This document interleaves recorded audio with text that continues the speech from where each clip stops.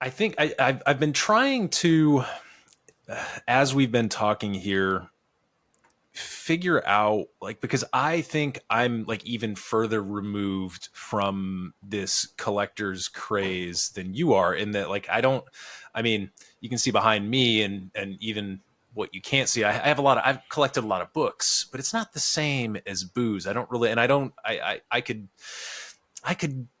care less about actually having the collections. And so part of me has been looking for a way in to try and understand exactly what's giving people the value and the pleasure. And I mean, it seems like it must be that connection with history to a certain extent. So maybe as we round this out, I'll throw that over to you. I mean, like, do you think that whether it's the ability to experience what would have gone into the original Mai Tai or, um, knowing some of these like historical, like little touch points, like this cognac was around at the same time as Thomas Jefferson. Is that really the heart of what's driving some of this?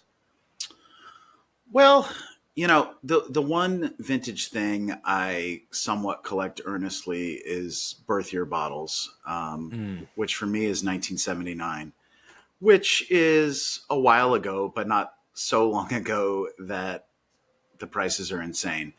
Um, and I don't know why I collect them. I like, maybe as I say in the book, I'm an egotist and I like to see 1979 on a bottle.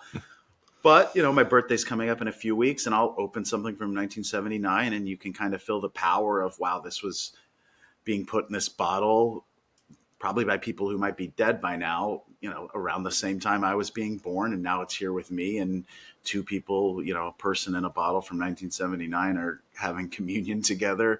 I don't know. You kind of have to get a little dreamy when you start thinking about vintage spirits and why they matter. Now, to some people, they might say that's ridiculous. Who cares? I'd rather just have something good and tasty from today than something ridiculous that just so happens to have been created the same time I was. If you don't feel that the power of that, then I'm never going to be able to talk you into it. But if that sounds appealing or special to you, I think you get why vintage spirits have such power.